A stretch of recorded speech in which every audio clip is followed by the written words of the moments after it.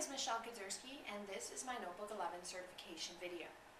Today, we're going to talk about how to add interactivity to your lesson activities. In my experience, I have found Notebook 11 to be a fantastic tool for engaging and inspiring students to both participate in class as well as increase their overall knowledge base. I have found Notebook 11 to be superior to other programs I have used for presenting material in my classroom in many ways. Notebook 11 has completely transformed the way that I teach. Students are no longer just sitting, listening to a lecture, taking notes. Now they're collaborating and engaged with the subject matter in a way that simply presenting the topic just cannot do. Today we'll be learning how to add interactivity to our lesson activities. There are three basic ways that we can hide and reveal information in notebook software. These three techniques that we're going to be using for demonstrating hiding and revealing are moving and revealing, ordering and revealing, and erase and reveal. First, I'm going to demonstrate how each one of these techniques works. And then we're going to go through step by step. You'll have the chance to practice while I'm here together. And then tomorrow you will have enough content where you can go back and create a page like this yourself for your classroom. So let's dive right into the three techniques. On this sample page, I have posed the question, where is Tutankhamun's tomb? Right here.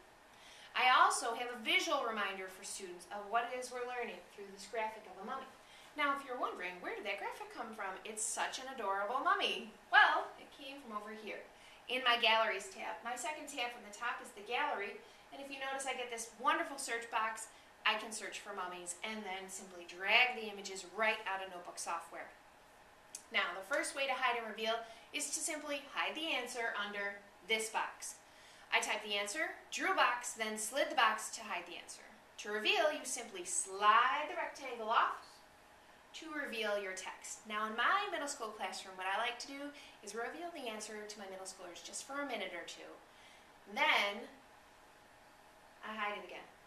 This keeps them on their toes. They are paying attention because they know that hidden content is valuable and it's only going to be visible for a limited time. So if they want to learn, they need to pay attention. Sometimes I'll also hide jokes or other fun materials just to keep them on their toes.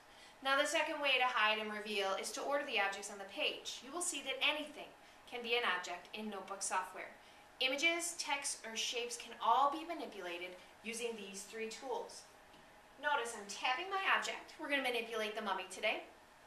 I tap my object and this blue dash box pops up. That's your blue marquee select box.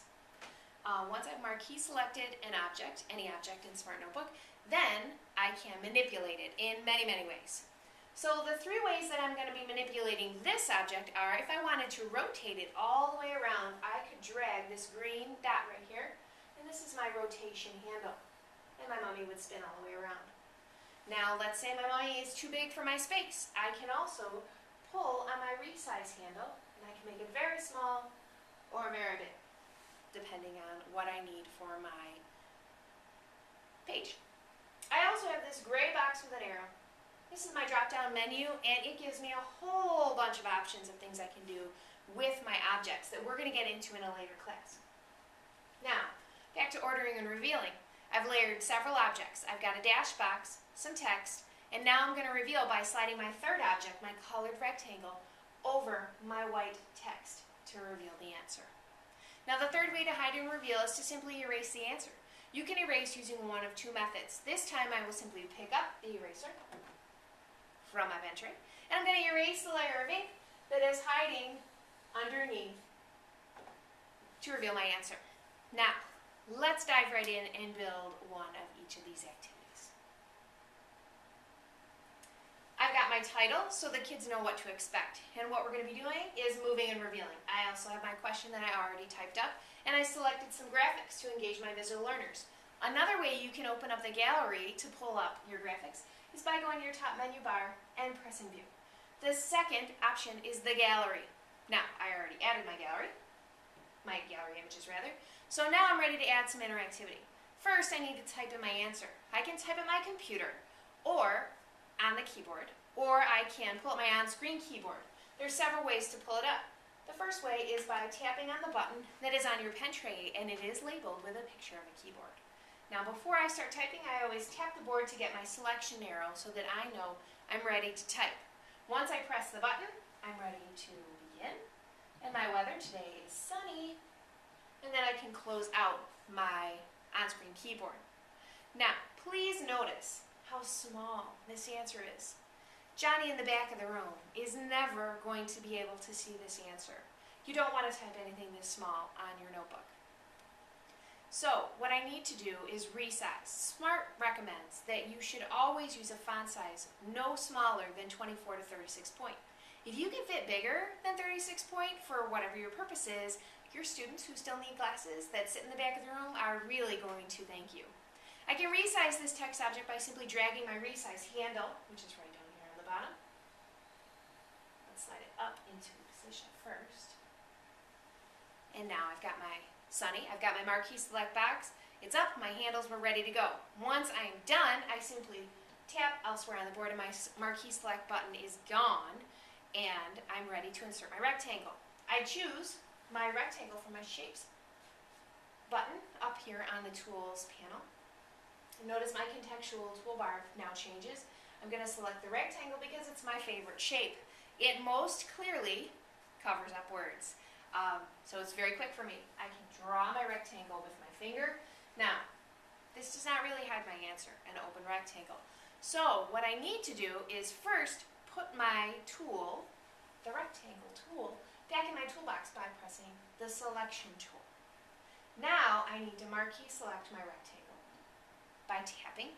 There's my blue marquee select box, and now I want to format my rectangle by pressing the property selector to change color right up top. I can change both fill color and line color with just a few taps of my finger.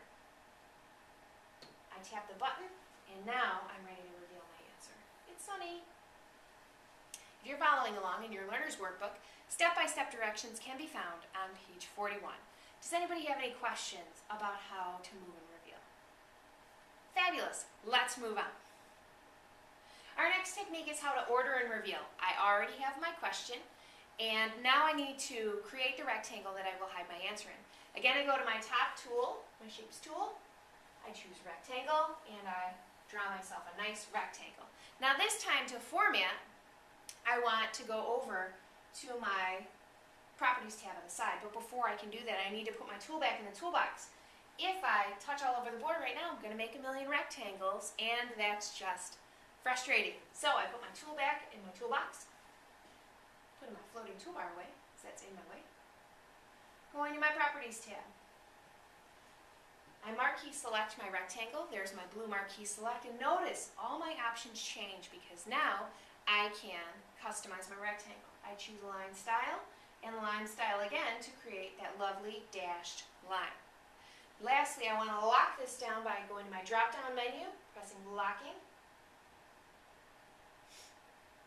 and then lock in place, which still is not locking because it's the end of the day and my board is very sensitive at the end of the day. There we go. Now notice when I tap on my shape, I no longer have a drop-down menu. Now I have a yellow lockbox, and that lets me know that I must unlock the object before it can be manipulated. Now I need to insert some more text for the answer. This time I'm going to pull up my on-screen keyboard from the floating toolbar here on my left. Again, I tap the board to get my selection tool so I know I'm ready to type. And today, it's not sunny anymore, now it is cloudy. So I've got my cloudy, and there are several ways you can resize your text. This time I'm going to highlight my text, and I'm going to go right up here to my contextual toolbar, and instead of Arial 16, we're going to make that big enough for Johnny in the back of the room to see it, and we're going to make it 36. While I still have my word cloudy highlighted and selected with my marquee select box, I also want to change the color of my text. So again, back up to my contextual toolbar, and this time I'm selecting white. Okay. Now I'm going to drag my cloudy, which is invisible and gets a little tricky to maneuver, but it works. It's still marquee selected, so I can easily find it. Now I need to draw one last rectangle, this time from the top menu bar. I go up to draw on the top menu bar, Gotta put my tool away.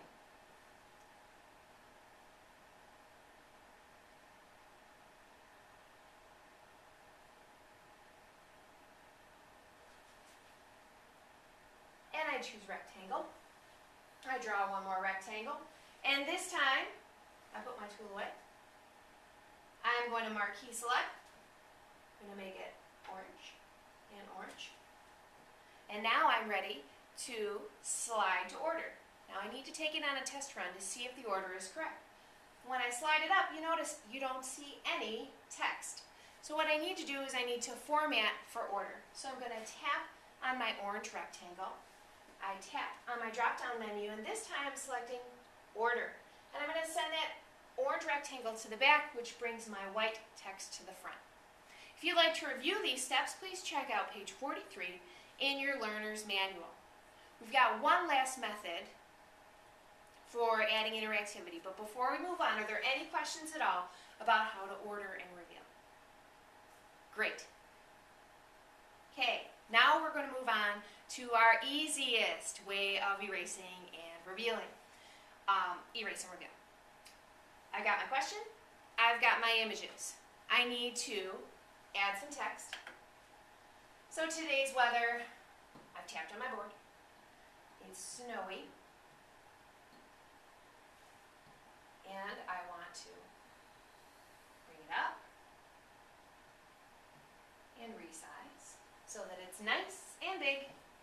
Now, I want to hide my word with an ink layer. But before I hide it with an ink layer, I want to make sure that I lock it down.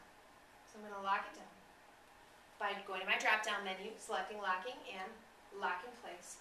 And now I want to hide it with my ink layer. So I go up to my top toolbar. I select the pen tool. Notice my contextual toolbar changed. So I select the pen, and I'm going to use my standard pen on the top. I need my pen color to match the background color of my page, so I'm going to choose white. And then, just to make my life easier, the line style that I'm going to choose is the fattest line style there is, because I like to color as little as possible. So now, when I want to hide my answer, I simply hide it using my finger. When I'm ready to erase and reveal, then I can erase with the side of my fist also. So now snowy reappears. Now if you want to save your ink, you simply reset the page by going up to Edit on the top menu.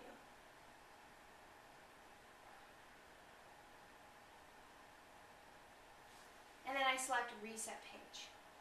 It'll give me a warning box. Now be careful here. If you are not a person who saves often, you might want to avoid resetting your page because this will take you back to your last unsaved state. I wanted to go back, so I simply reset my page, and now everything is hidden again. If you're following along in your learner's workbook, step-by-step directions are on page 42. Now, let's take a few moments to turn and talk to our neighbor. I've shared with you some of the strategies I use in my middle school classroom on hiding and revealing answers.